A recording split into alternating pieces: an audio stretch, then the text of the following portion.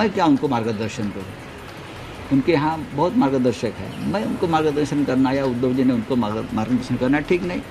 हम ज़मीन पर काम करने वाले कार्यकर्ता हैं, हम महाराष्ट्र के हित में काम करने वाले कार्यकर्ता है और हम सबसे पहले देश हित को सबसे ऊपर मानते हैं। सर, कश्मीर में 7 लोगों की हत्या और आतंकी हमला हुआ है, उस पर आपकी पार्टी की भूमिका क्या है? अमित शाह ने इस्तीफा देना चाहिए। भूमिका क्या हो सकती है? अमित शाह गृह मंत्री कोई जिम्मेदारी लेने को तैयार नहीं, ना मणिपुर की जिम्मेदारी लेते हैं, ना जम्मू कश्मीर की लेते हैं। हाँ, कभी ना कभी नैतिकता के आधार पर भारतीय जनता पार्टी के नेताओं ने और मंत्रियों ने इस्तीफा देना चाहिए ना। चले, थैंक यू। काँग्रेसचे राज्यातले नेते अजूनही दिल्लीतच आहेत। अजूनही जागा वाटपाचा महाविकास आघाडीतला पेच कायम दिसतो विदर्भातल्या जागेवर।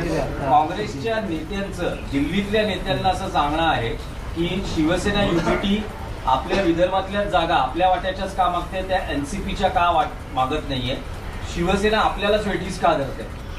असं काँग्रेसचे नेते जर मीडियाशी बोलले असतील असं मला वाटत नाही, जे तुम्ही मला प्रश्न विचारता। काँग्रेस नेत्यांचं सगळे निर्णय हे दिल्लीतून होतात, तो राष्ट्रीय पक्ष आहे। महाराष्ट्रासारख्या मोठ्या राज्याची निवडणूक आहे, त्यांच्या बैठका दिल्लीत होत असतात। त्याच्यामुळे या राज्याचे नेते काँग्रेसचे दिल्लीत जाऊन त्यांच्या हायकमांडला भेटायला थांबले असतील तर त्यात काय चुकीचं असं मला वाटत नाही। आता जो तुमचा प्रश्न आहे तो काँग्रेसचा प्रश्न आहे असं मी मानत नाही की विदर्भातल्या आमच्या जागांवरच हक्क का। हा तुमचा प्रश्न चुकीचा आहे, मी काँग्रेसचा प्रश्न चुकीचा असं म्हणत नाही। कोणताही एक विभाग जो असतो हा एखाद्या पक्षाचा नसतो, एखाद्या भागावरती एखाद्या पक्षाचा प्रभाव नक्की असतो। जसा कोकणामध्ये शिवसेनेचा प्रभाव, मुंबईत शिवसेनेचा प्रभाव आहे, उत्तर महाराष्ट्रात बऱ्याचशा भागात शिवसेनेचा प्रभाव आहे, विदर्भात राष्ट्रवादी काँग्रेस फारच नगण्य आहे, कमी आहे। त्यांच्या काही जागांवर नक्कीच त्यांची ताकद आहे। आता वर्ध्यात त्यांचे खासदार निवडून आलेले आहेत, काही ठिकाणी आमदार आहेत, त्याच्यामुळे त्यांच्या आणि आमच्या विदर्भात जागा वाटपासंदर्भात काही क्लॅश होण्याचा प्रश्नच येत नाही। आणि मी तर म्हणेन काँग्रेस पक्षाशी सुद्धा आमच्या विदर्भात कुठे एखाद दुसरी जागा सोडली तर फार मोठे मतभेद आहेत असं मला वाटत नाही। आता एखाद्या जागेवर 2 पक्षाचे कार्यकर्ते दावा सांगतात ना, त्यातून मार्ग काढावा लागेल आणि आज संध्याकाळपर्यंत हा मार्ग निघेल याच्याविषयी आमच्या मनात तरी कोणती शंका नाही। कदाचित आज जमलं आम्हाला तर 3 पक्षाच्या ज्या जागा वाटपाचा जो याद्या आणि फॉर्म्युला आहे तो कदाचित आज संध्याकाळपर्यंत सुद्धा आम्ही जाहीर करू, इथपर्यंत आमची तयारी आहे। हा, बोला बोला। नाही, पण जर असं असेल भाजपची पहिली यादी जाहीर होते पण महाविकास आघाडीत अजूनही बघा, भारतीय जनता पक्षाची पहिली यादी जाहीर झाली म्हणजे काय फार मोठं तीर मारला असं होत नाही ना। त्यांचे जे विद्यमान आमदार आहेत ते 99% जाहीर झालेले आहेत। असं काय वेगळं काय त्यांनी काय जाहीर केलं का? नाही, जे विद्यमान आमदार आहेत त्यांचे जे काय 104 105 असतील त्यातले बहुसंख्य आमदार त्यांनी जाहीर केले। यात तुम्हाला एवढं आनंदाचा गुदगुला व्हायचं कारण काय कोणाला? नाही, कोणालाच होऊ नये। आम्ही सुद्धा आमच्या आमदारांना आम्ही गो अहेड दिलेलं आहे। माननीय उद्धव ठाकरे साहेबांनी ज्या आमच्या हक्काच्या जागा आहेत तिथल्या उमेदवारांना आमदारांना माननीय उद्धव साहेबांनी मातोश्रीवर बोलून सांगितलं आपण कामाला लागा। आमच्या कामाची पद्धत हीच आहे। आमच्याकडे उमेदवारांच्या याद्या आम्ही जाहीर करत नाही, हे आपल्याला अनेक वर्ष माहीत असेल। पण राऊतसाहेब, मुंबईतल्याही काही जागा आहेत, जर तुम्ही म्हणताय की काही पेच नाहीये, संध्याकाळपर्यंत जागा वाटप जाहीर होऊ शकतं, पण 2 दिवस एवढी मग खिचात आणि काँग्रेसचे नेते मुंबईत येत आहेत, उद्धव ठाकरेंना भेटतायत, भेटू द्या ना। नेते शरद पवारांना भेटतात, आम्ही शरद पवारांना अजिबात हे तुमचं अत्यंत चुकीची माहिती आहे मीडियाकडे। आम्ही काल यशवंतराव चव्हाण प्रतिष्ठानच्या कॉन्फरन्स हॉलमध्ये बसलो होतो। ते आमच्यातलं काँग्रेस आणि शिवसेना आणि एनसीपीमध्ये जे काही थोडंफार जागेसंदर्भातले काही विषय होते ते संपवण्यासाठी बसलो। आता माननीय शरद पवार साहेबांची लोकांना भेटण्याची आणि बसण्याची जागा ती असल्यामुळे साहजिकच आम्ही पवार साहेबांना भेटून त्यांच्याशी चर्चा केली। मी होतो, आमचे अनिल देसाई होते, आमचे प्रवीण महाले होते, आम्ही सगळेच होतो। प्रचंड गर्दी तिकडे असते. पण तिथे मी जयंतराव पाटील, सुप्रियाताई सुळे अशा एकत्र बसून आम्ही महाराष्ट्रातल्या जागा वाटपासंदर्भात विशेषतः शिवसेना आणि राष्ट्रवादी काँग्रेस शरद पवार साहेब यांच्या संदर्भात आम्ही चर्चा केली. सर, विदर्भातल्या 12 जागा आहेत ज्या शिवसेनेला सोडायच्याच नाहीत असा एक सूर जो आहे तो काँग्रेस नेत्यांनी मल्लिकार्जुन खरगे यांच्याकडे. मला असं वाटत नाही असा काही सूर लागला असेल. बरं का, सूर असे लागत नाहीत ना, मग सूर बिघडतात सगळ्यांचे. असे सूरबीर काय लागत नसतात. खरगे साहेबांशी सुद्धा आमचा संवाद चालू आहे. काँग्रेस हायकमांड हे कायम समंजस भूमिका घेणारी एक संस्था आहे. झारखंडमध्ये सुद्धा निवडणुका आहेत. आता झारखंडचंही बातमी वाचली मी की झारखंडमधल्या मित्रपक्षात आणि काँग्रेस पक्षामध्ये काही मतभेद आहे. विशेषतः हेमंत सोरेन, राष्ट्रीय जनता दल आणि काँग्रेस निवडणुकीच्या आधी जागा वाटपात अशा प्रकारचे थोडेसे राग लोभ रुसवे होत असतात. त्याच्याकडे फार गांभीर्यानं पाहू नका. आम्हाला शेवटी एकत्रच निवडणुका लढायच्या आहेत. काँग्रेसचे नेते म्हणतात की सहकार्य कोण? करत नाही शिवसेना. कोण म्हणतंय? काँग्रेसचे नेत्यांनी ना- मल्लिकार्जुन खरगे नाव सांगताय तुम्ही, नाव सांगू शकता. विदर्भातील काँग्रेसचे नेते हे दिल्लीमध्ये ठाम मांडून आहे की 12 पैकी एक जागा सोडायची. राज्यातले काँग्रेसचे बहुतांश नेते दिल्लीत आहेत. अहो त्यांना जावंच लागेल. अहो त्यांच्या त्यांचे काँग्रेस पक्षाचे अध्यक्षच दिल्लीमध्ये बसतात.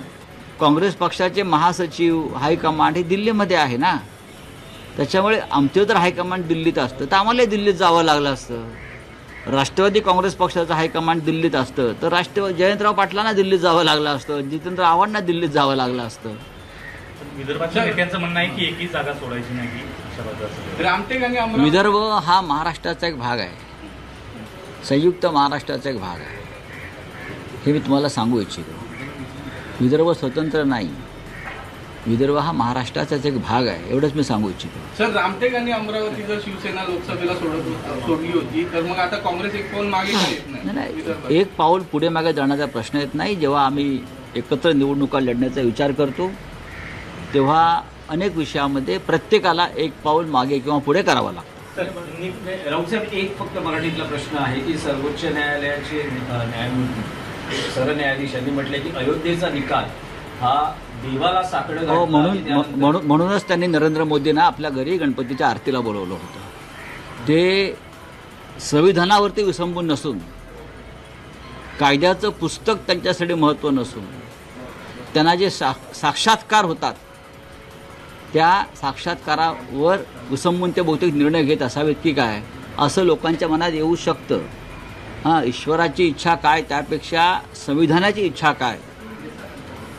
शिवसेनेला न्याय देऊ नका अशी ईश्वराची इच्छा नक्कीच नसणार. विष्णूच्या 13व्या अवताराची असेल आणि त्या विष्णूच्या 13व्या अवतारानं जर त्यांना काय साक्षात्कार दिला असेल म्हणून जर आमचा निकाल विधानसभा संपल्यावर किंवा विधानसभेची मुदत संपल्यावर सुद्धा लागणार नसेल तर नक्कीच मी सरन्यायाधीश साहेबांचं पायाचं तीर्थ प्यायला तयार आहे. कारण ते विष्णूचे 14वे अवतार असू शकतात. सर, आज बऱ्याचशा ठिकाणी तुमची भेट घेतलेली आहे. हा? महाराष्ट्रातले बरेचसे शिवसैनिक माजी आमदार आहेत, नाशिकचे पण आहेत. आमचे कार्यकर्ते आहेत, पदाधिकारी आहेत. निवडणूक काळामध्ये तिळगुळ घ्या, गोड बोला, संक्रांत नसली तरी करावं लागतं.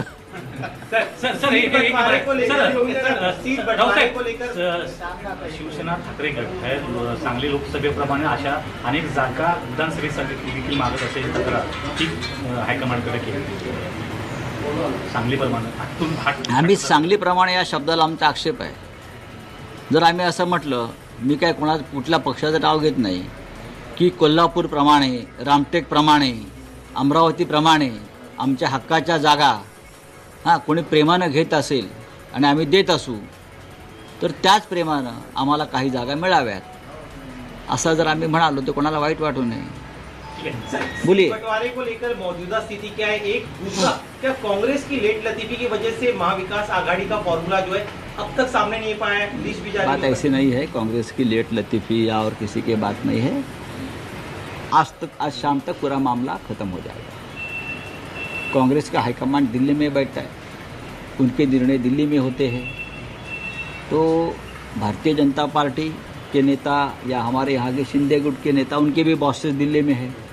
तो जिनकी हाईकमांड दिल्ली में है उनको बार बार दिल्ली में जाना पड़ता है, उसमें अभी हम क्या बोल सकते हैं।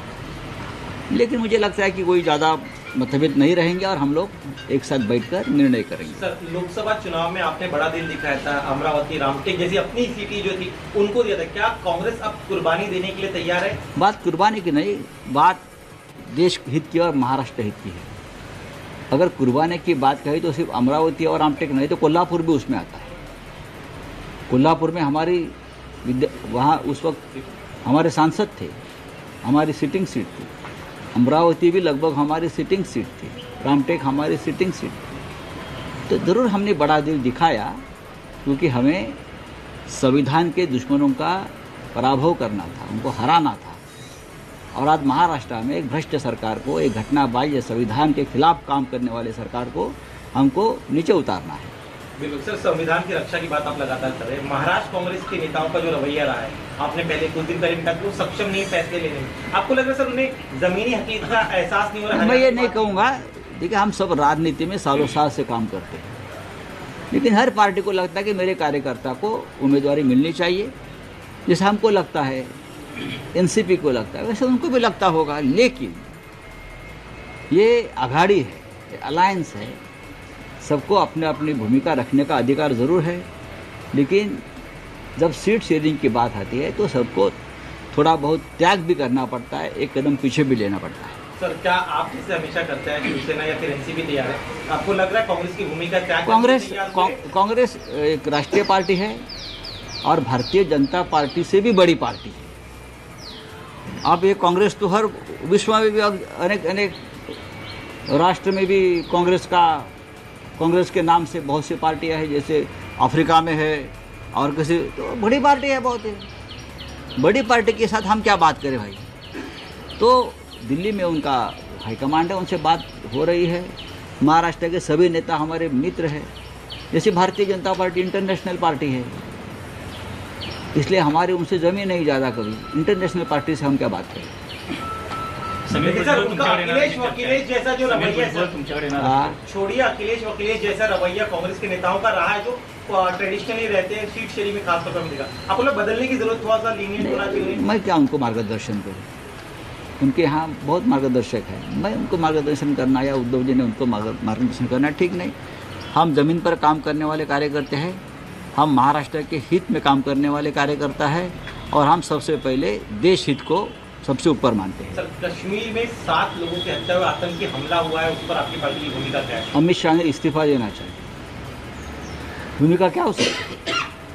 अमित शाह गृह मंत्री कोई जिम्मेदारी लेने को तैयार नहीं, ना मणिपुर की जिम्मेदारी लेते हैं, ना जम्मू कश्मीर की लेते हैं। हाँ, कभी ना कभी नैतिकता के आधार पर भारतीय जनता पार्टी के नेताओं ने और मंत्रियों ने इस्तीफा देना चाहिए ना। चले, थैंक यू।